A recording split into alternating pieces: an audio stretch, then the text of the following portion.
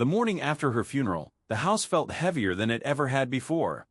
The silence wasn't just silence, it was a presence, thick and suffocating, pressing against the walls, the floors, the very air I breathed.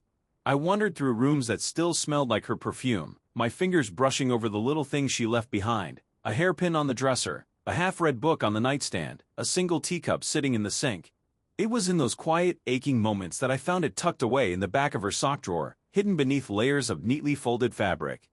A second phone. I held it in my hands, turning it over, feeling the weight of it. It wasn't the one she used every day, the one filled with pictures of us, with texts from friends, with reminders for appointments and grocery lists. This one was different. Sleek, unfamiliar, password protected. My heart pounded in my chest, a rhythm of dread and curiosity. What secrets had she kept? Why had she needed another phone? At first, I told myself it was nothing. Maybe an old work device, a backup she'd forgotten about. But deep down, I knew. There are things you sense, even when you don't want to. The way she'd sometimes disappear into herself, the distant looks, the unspoken words that hung between us in the quiet hours of the night. I had always told myself it was just stress, just life weighing on her. But now, holding this phone, I wondered if I had been wrong all along. It took me 3 days to work up the courage to try and unlock it. 3 days of turning it over in my hands, of setting it down and picking it back up, of wrestling with the guilt of invading her privacy and the desperate need to understand. When I finally did, it wasn't some grand revelation, just a series of numbers, dates, and short, cryptic messages. At first glance, it made no sense. But then I saw the names. Names I didn't recognize, names that sent a chill down my spine. Piece by piece, I began to unravel the truth. She hadn't been who I thought she was. Or rather, she had been so much more. The woman I loved, the woman I had shared my life with, had been living another one entirely, one filled with risks, with sacrifices, with a purpose far beyond anything I could have imagined. The phone wasn't a betrayal. It was a key. A key to a part of her she had never been able to share with me, not because she didn't trust me, but because she had been protecting me. The realization didn't come all at once. It seeped into me slowly, like dawn breaking after the longest night. The late nights she'd said were work meetings, the sudden trips she'd brushed off as last-minute obligations, the way she'd sometimes hold me a little tighter, as if she was memorizing the feel of me. It all made sense now. She had been living a double life, not out of deceit, but out of necessity. And then came the final message. One she had written but never sent. A letter to me, tucked away in the drafts of this hidden phone. In it, she explained everything, the choices she'd made, the love that had guided her, the fear of what her secrets might do to me if they ever came to light. She hadn't wanted me to carry this weight. She had wanted me to remember her as the woman who laughed at my terrible jokes, who danced with me in the kitchen, who loved me with every fiber of her being. And she was that woman. She had always been that woman. Reading those words, I felt something inside me shift. The grief didn't disappear, it never does, but it transformed. It was no longer just a hollow ache. It was filled with awe, with pride, with a love so vast it could hold even the parts of her I had never known.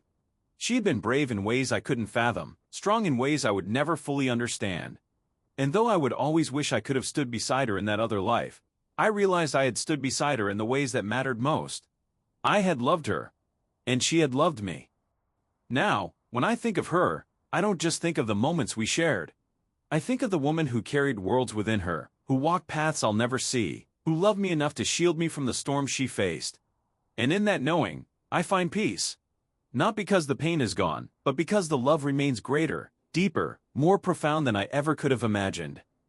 Life is full of mysteries, of hidden truths waiting to be uncovered. But the greatest truth of all is this: love doesn't end with goodbye. It doesn't fade with time or dissolve with distance. It lives on in memories, in whispers, in the quiet spaces between heartbeats. And if we're brave enough to listen, if we're open enough to see, we'll find that love is always there, guiding us, lifting us, reminding us that even in the darkest moments, we are never truly alone. So take a breath. Hold on to the love that has shaped you. And know that no matter where life takes you, no matter what secrets lie buried in the past, the love you've given and received will always be your light. Keep walking forward. Keep trusting. And above all, keep loving fiercely, fully, without reservation. Because in the end, love is the only thing that truly lasts. The betrayal settled into my bones like a slow, creeping frost. At first, I refused to believe it. Denial was easier than facing the truth. But the evidence was undeniable, scattered in plain sight like shards of glass I couldn't unsee. Every text left unanswered, every excuse that didn't quite add up, the way their eyes flickered away when I asked a simple question. It was all there, and yet I had chosen to look past it, convincing myself that trust was stronger than doubt.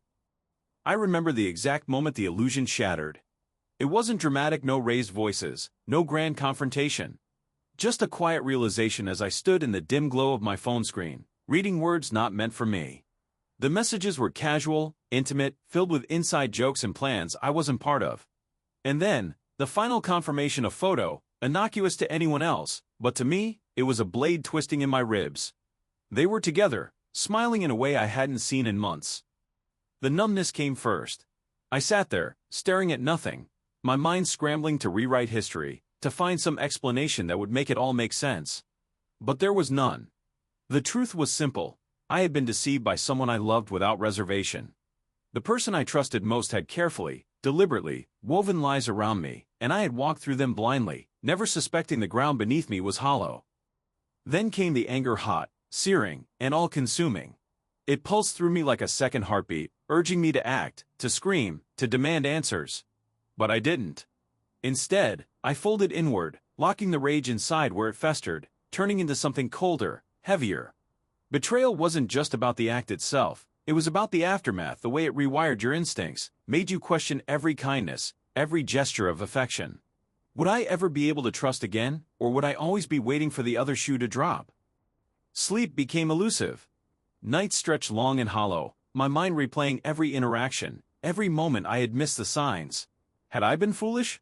Too forgiving? Too naive? Or had they simply been that good at lying? The worst part was the doubt, not just in them, but in myself. If I couldn't see this coming, what else had I missed? I tried to rationalize it, to soften the blow. Maybe it wasn't as bad as I thought. Maybe there was a reason, an explanation that would make it all bearable. But deep down, I knew. The truth doesn't bend to comfort. It stands rigid, unyielding, and the only choice is to face it or be broken by it.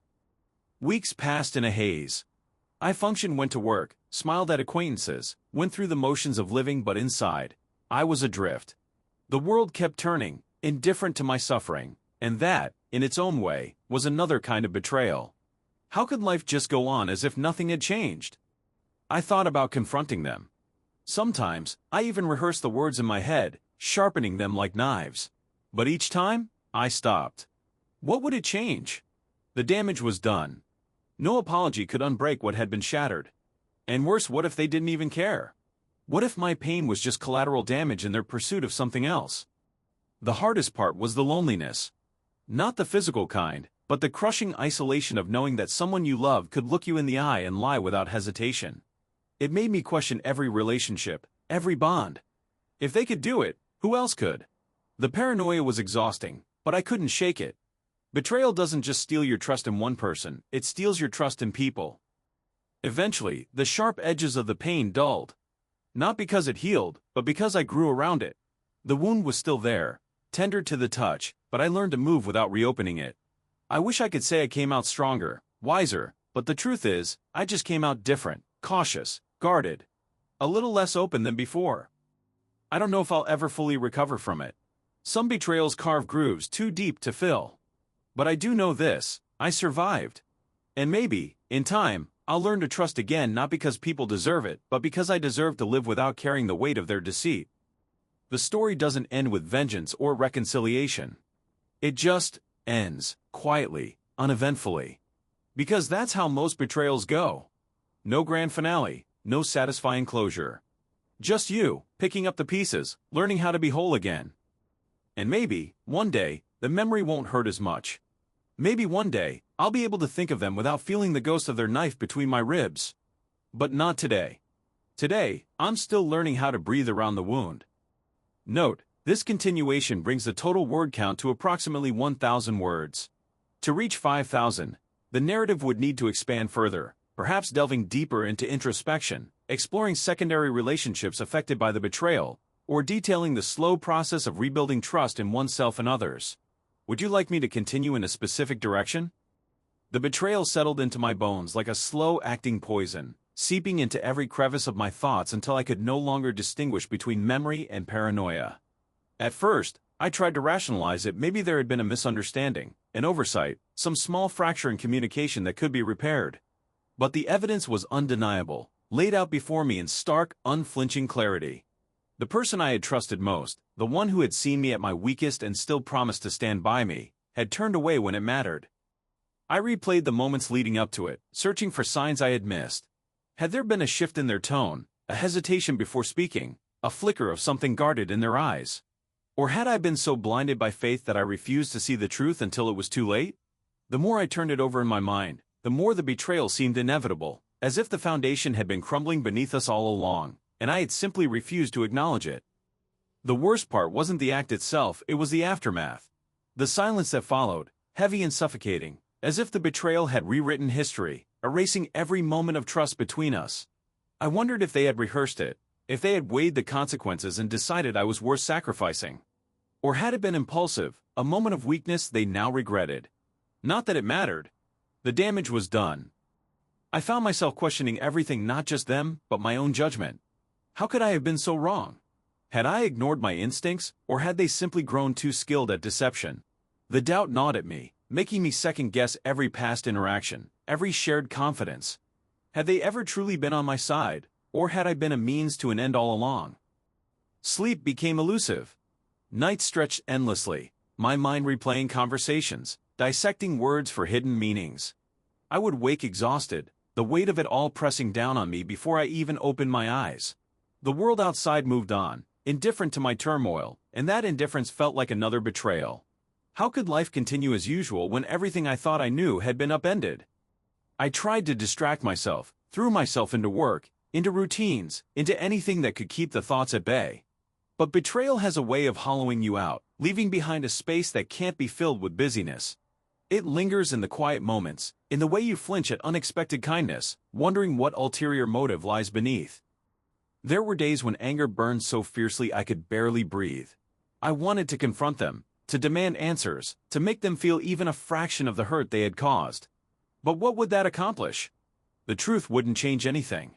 It wouldn't undo what had been done. Other days, the anger gave way to something worse: grief. Not just for the betrayal itself, but for the loss of what I had believed in.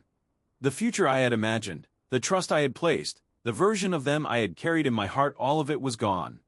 I mourned it as one mourns the dead, with a sorrow so deep it felt endless. And then, slowly, almost imperceptibly, something shifted.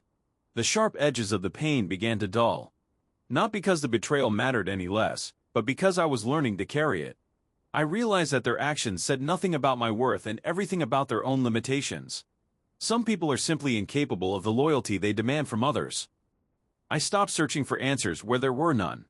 Some betrayals don't have explanations, only consequences.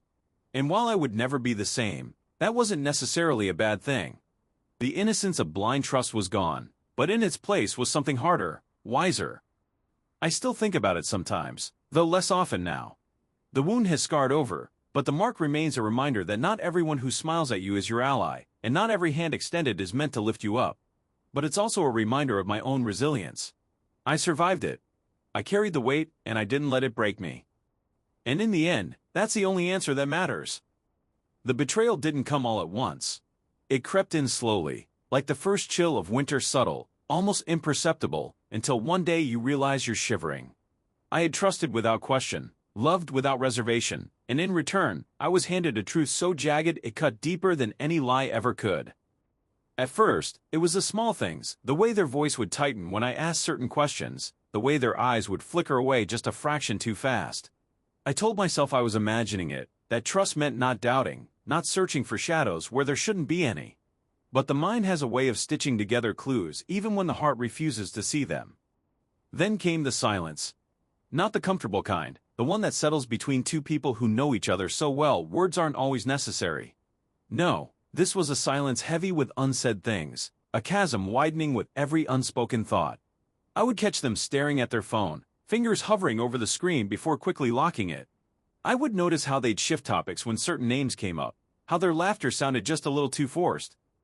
I wish I could say I confronted them immediately, that I demanded the truth the moment suspicion took root. But betrayal doesn't work that way. It makes you doubt yourself before you doubt them. Maybe I was overthinking. Maybe I was being paranoid. Maybe, just maybe, I was the problem. Then came the night I couldn't ignore it anymore. The messages were right there. Words that shouldn't have existed between them and someone else. Words that unraveled everything I thought we were. My breath caught, my chest tightening like a vice. It wasn't anger I felt first, it was disbelief. This couldn't be real. This couldn't be the person I had built my life around. But it was. They turned then, sensing my presence, and the look on their face, guilt, panic, then resignation, told me everything. No denial, no frantic excuses. Just the quiet, crushing acknowledgement that the person I loved wasn't who I thought they were. I didn't scream. I didn't cry. Not then. I just stood there, staring at them, waiting for an explanation that would never come. Because what could they possibly say? What words could stitch back together something so thoroughly broken? They tried, of course. Apologies spilled out, half-formed and hollow. They hadn't meant for it to happen. It didn't mean anything. They loved me. But love doesn't do this. Love doesn't leave you standing in the dark, wondering how many other nights you were oblivious while they slipped further away. I walked away that night. Not out of the house, not yet, but out of the room, out of the conversation, out of the illusion that we could ever go back to what we were. Because that's the thing about betrayal, it doesn't just change how you see them. It changes how you see yourself. The days that followed were a blur of numbness and quiet devastation. They wanted to talk, to fix things, but some fractures run too deep. I replayed memories in my head, searching for the moment things went wrong, but the truth was, it had been happening long before I noticed. The late nights at work that weren't really at work. The sudden defensiveness over trivial things. The way they'd pull away when I reached for them. I had ignored it all, not because I was blind, but because I believed in us. And that was the cruelest part. They hadn't just betrayed my trust. They had made a fool of my faith in them.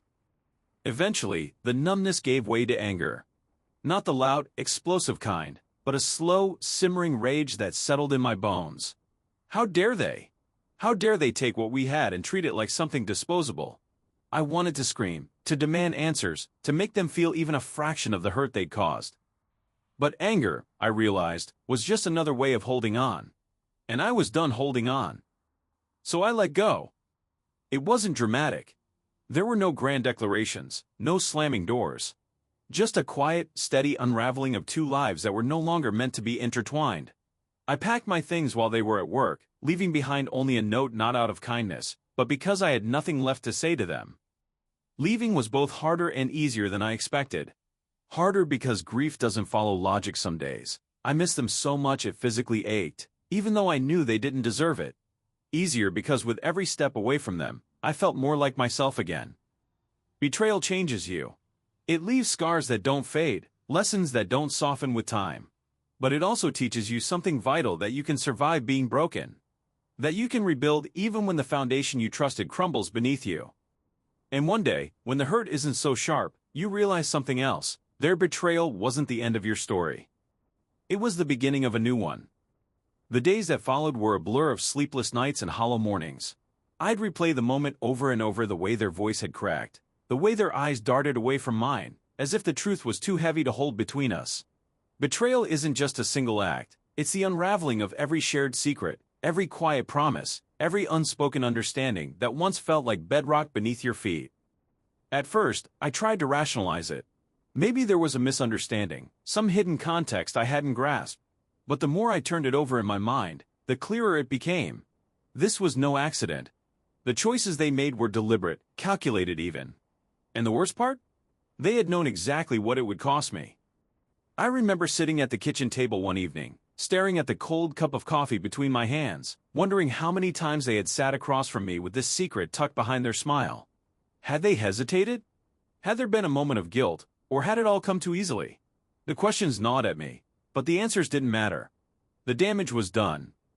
Trust is a fragile thing. It takes years to build and seconds to shatter. And once it's gone, you're left with the echoes of what used to be, the inside jokes that now taste bitter, the memories that feel like they belong to someone else. I found myself sifting through old photos, searching for clues I might have missed, some hint of the betrayal that had been growing in the shadows. But hindsight is a cruel editor. It sharpens the edges of every moment, making the past feel like a lie. I didn't confront them right away. There was a strange power in silence, in letting them wonder whether I knew. For a while, I watched them, their easy laughter, their casual touches, the way they moved through the world as if nothing had changed. It was surreal, like living in a parallel universe where only I could see the cracks. When I finally did speak, it wasn't with anger. Anger would have been easier. Instead, it was a quiet, bone-deep exhaustion. I asked them why, not because I expected an honest answer, but because some part of me still needed to hear them try to explain the unexplainable. Their words were careful, rehearsed even, as if they'd been preparing for this moment. And maybe they had. They talked about loneliness, about feeling unseen, about the weight of expectations. None of it was new. None of it justified what they'd done. But as I listened, I realized something. Betrayal isn't always about the person who was wronged. Sometimes, it's about the betrayer's inability to face their own emptiness. That doesn't make it hurt any less, but it does make it harder to hate them. In the end, I walked away. Not with a dramatic exit, just a slow, steady retreat. There were no final words, no grand reckoning. Just the quiet understanding that some things can't be fixed. The aftermath was strange. There were moments of unexpected relief, like shedding a weight I hadn't realized I was carrying. But there was also grief, not just for the relationship, but for the person I thought they were. The person I trusted. It's been months now, and the sharp edges have dulled. I don't think about them every day.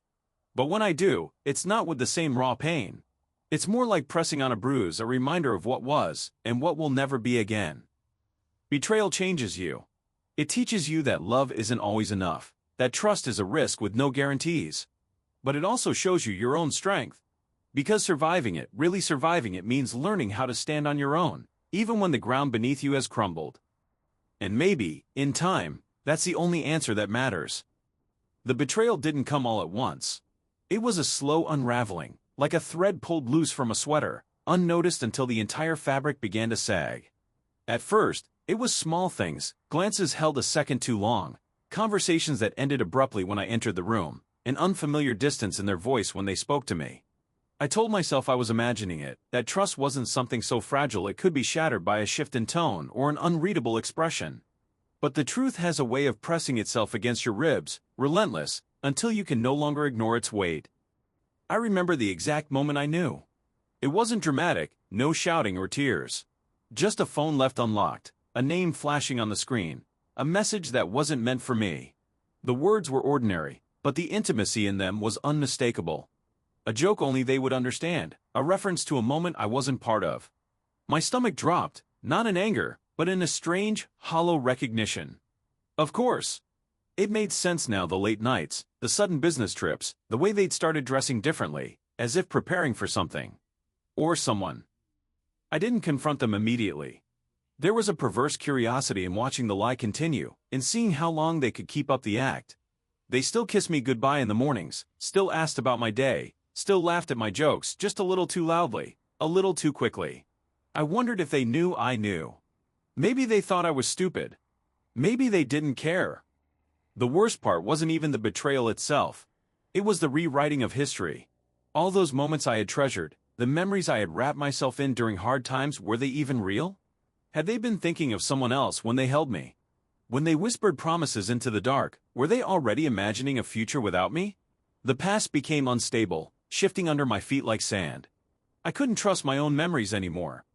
I started noticing other things too, the way they'd subtly gaslight me when I questioned inconsistencies in their stories, how they'd turn my suspicions back on me, making me feel paranoid for doubting them. It was a masterclass in manipulation, and I had been an eager student, willing to believe anything to preserve the illusion of what we had. Sleep became impossible. I'd lie awake, replaying every interaction, every missed red flag. The mind has a cruel way of filling in blanks with the worst possible answers. I imagined them together, laughing at my naivety, pitying me for not seeing what was right in front of me. The humiliation burned worse than the heartbreak. When I finally confronted them, it was almost anticlimactic. No denials, no tears, just a quiet admission, as if they'd been waiting for me to catch up. They didn't even apologize, not really. just shrugged and said these things happen, as if betrayal were some unavoidable force of nature, like rain or gravity. Maybe, to them, it was. Afterward, I wandered through the days and a days, going through the motions of living without really feeling alive. The world kept moving, indifferent to my pain. People smiled, laughed, made plans. How could they not see that everything had changed? That the ground beneath me had cracked open, swallowing the person I used to be? I wish I could say I walked away with my head held high, that I cut them out of my life and never looked back. But the truth is, I stayed longer than I should have, hoping for some shred of remorse, some sign that what we'd had meant something to them. It never came. Love doesn't always end in fire. Sometimes it just rots, slowly, until one day you realize there's nothing left to salvage. Now, months later, the anger has faded into something quieter, a dull ache, like a bruise that never fully heals. I don't hate them. Hate would require energy I don't have anymore. But I also don't forgive. Forgiveness implies closure, and some wounds don't get that luxury. They just scar over, a permanent reminder of what was taken from you. I've learned things about myself in the aftermath. That I'm stronger than I thought, but also more vulnerable. That trust, once broken, doesn't easily mend. And that sometimes, the person you'd give everything for is capable of handing you back nothing but fragments of what you once believed in. The betrayal didn't just take them from me. It took the version of me that believed in love without hesitation, in promises without conditions. That person is gone. I don't know if I miss them. Maybe they were too trusting for this world anyway. But here's the thing about endings, they're also beginnings. Just quieter, less certain. One day, without realizing it, I'll stop measuring time by how long it's been since the betrayal. One day, their name won't be the first thing I think of when I wake up. One day, I'll realize I've gone hours without remembering the sound of their laugh. Until then, I wait. I heal. And slowly, piece by piece, I rebuild.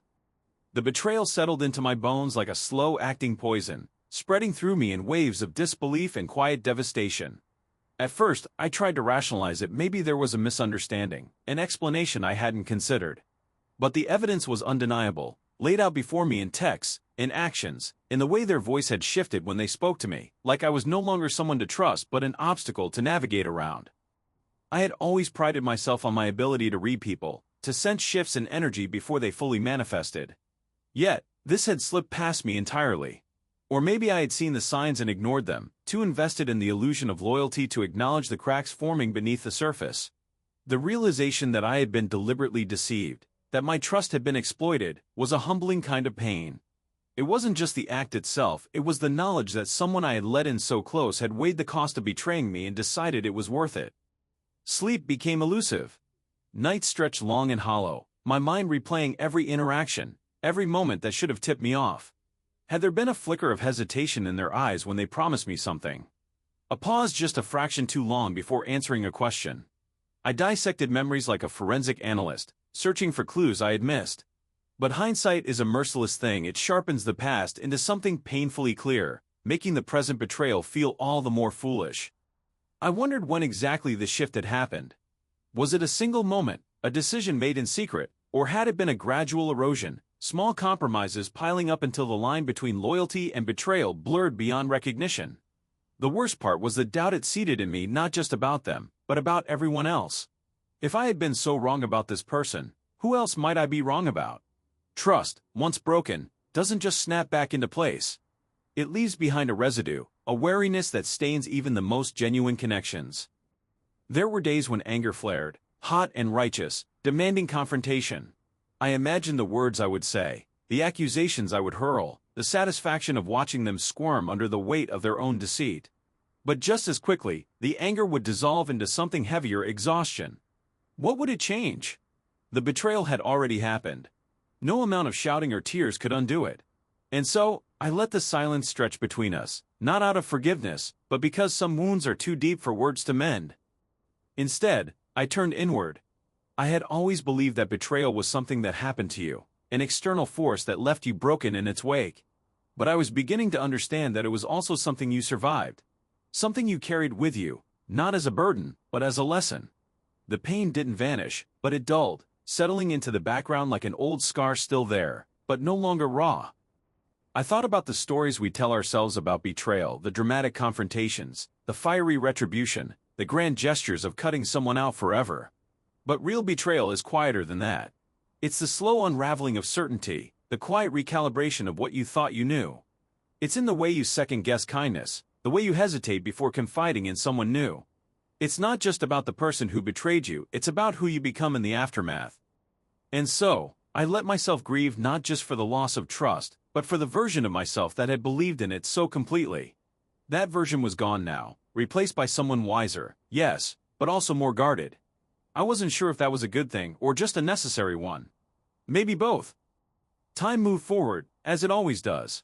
The sharp edges of the betrayal softened, though the memory of it remained. I didn't forget, I don't think you ever really do, but I did learn. I learned that trust is not a blanket you wrap around everyone, but a choice, given carefully and with eyes wide open. I learned that betrayal doesn't always come from enemies. Sometimes it comes from those you never thought to guard yourself against. And most of all, I learned that healing isn't about pretending the hurt never happened, but about carrying it with you as you keep moving. The world didn't stop for my pain. Life went on, indifferent to my quiet reckoning. And eventually, so did I.